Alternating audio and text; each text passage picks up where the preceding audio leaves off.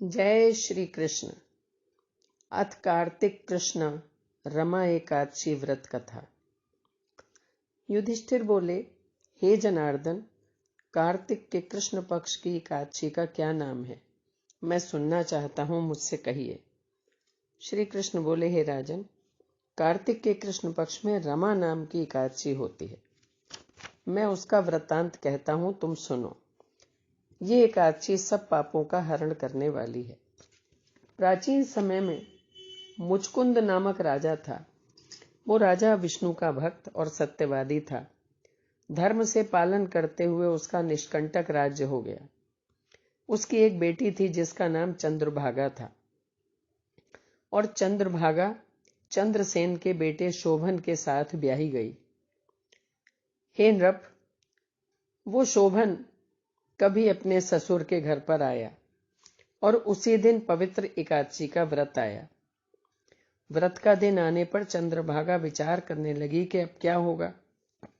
मेरा पति तो बहुत दुर्बल है, वो तो क्षुधा को सहन ही नहीं कर सकता, और मेरे पिता का शासन इतना उग्र है कि दशमी के दिन ही घोषणा कर दी जाती है कि कल एकादशी है, एकादशी के दिन कोई भोजन नहीं करेगा।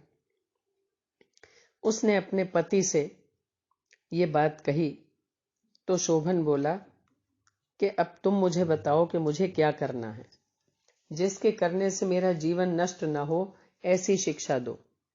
चंद्रभागा बोली कि मेरे पिता के घर में तो कोई भोजन करेगा नहीं। हाथी घोड़े पशु भी नहीं खाएंगे, मनुष्य तो कैसे खाएंगे। इसलिए यदि भोजन करना चाहो तो आप घर से चले जाइए।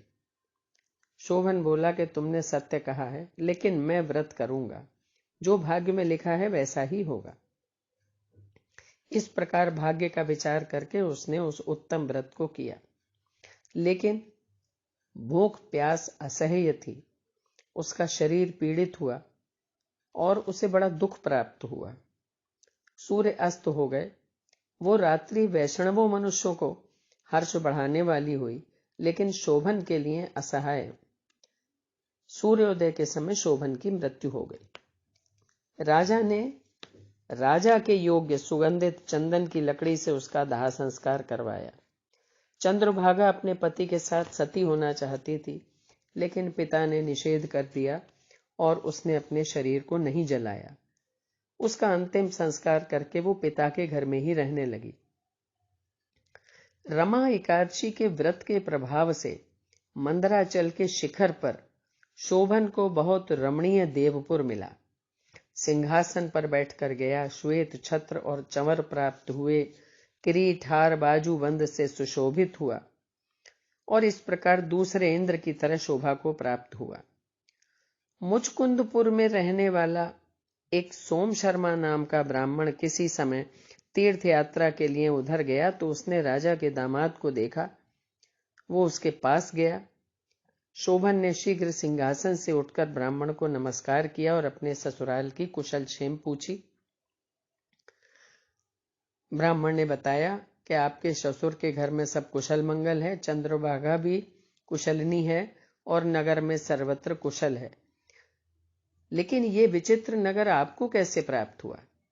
तो शोभन ने कहा कि कार्तिक के कृष्ण पक्ष में रमा नाम की एकादशी होती है।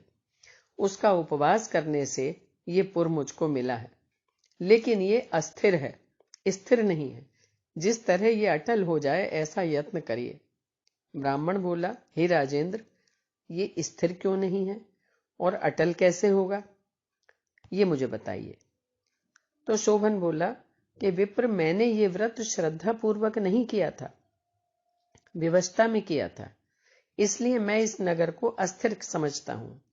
चंद्रभागा से ये वृतांत कहिएगा, तब ये नगर स्थिर हो जाएगा।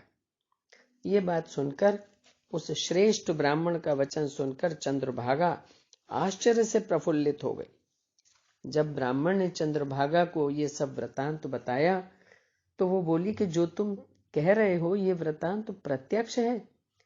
सोम शर्मा बोला कि हे पुत्री, पति को मैंने अपनी आंखों से देखा है और देवताओं के समान उसका प्रकाशवान पुर भी देखा है। उसने उसको अस्थिर बताया है। उसके अटल होने का उपाय करो। चंद्रभागा बोली, हे विप्र, मेरे को पति के दर्शन की अभिलाषा है, इसलिए मुझे वहां ले चलिए। अपने व्रत के पुण्य से मैं उस नगर को अटल कर दूंगी। जिस प्रकार हम दोनों का मिलाप हो जाए ऐसा उपाय करिए। ये सुनकर सोम शर्मा उसके साथ चला गया। मंदराचल पर्वत के समीप वामदेव के आश्रम में सोम शर्मा गए। वामदेव ने उनका कहा हुआ सारा वृत्तांत सुना। उज्ज्वल चंद्रभागा का वेद मंत्रों से अभिषेक किया। ऋषि के मंत्रों के प्रभाव से और एकादशी के व्रत के प्रभाव से चंद्रभागा का दिव्य शरीर हो गया और दिव्य गति को प्राप्त हुई। प्रसन्नता से प्रफुल्लित नेत्र किए हुए अपने पति के पास पहुंची। शोभन भी अपनी आई हुई स्त्री को देखकर बहुत प्रसन्न हुआ और उसे बुलाकर अपनी बाईं तरफ बिठा लिया। हे नृप, इस प्रकार वो अपने पति के साथ आनंद से रहने लगी। दिव्य रूप होकर सुंदर आभूषणों से सुशोभित हुई, सुख भोगने लगी और शोभन भी उसके साथ दिव्य रूप होकर विहार करने लगा। जो उत्तम मनुष्य इस व्रत को करते हैं और जो दोनों पक्षों की एकादशी का व्रत करते हैं, निस्संदेह उनके ब्रह्म हत्या आदि पाप भी नाश को प्राप्त होते हैं। जैसी एकादशी शुक्ल पक्ष की है वैसी ही कृष्ण पक्ष की है। जो मनुष्य दोनों एकादशी के व्रत का महात्म सुनते हैं वो भी विष्णु लोक में आनंद प्राप्त करते हैं। बोलो श्री कृष्ण भगवान की जय।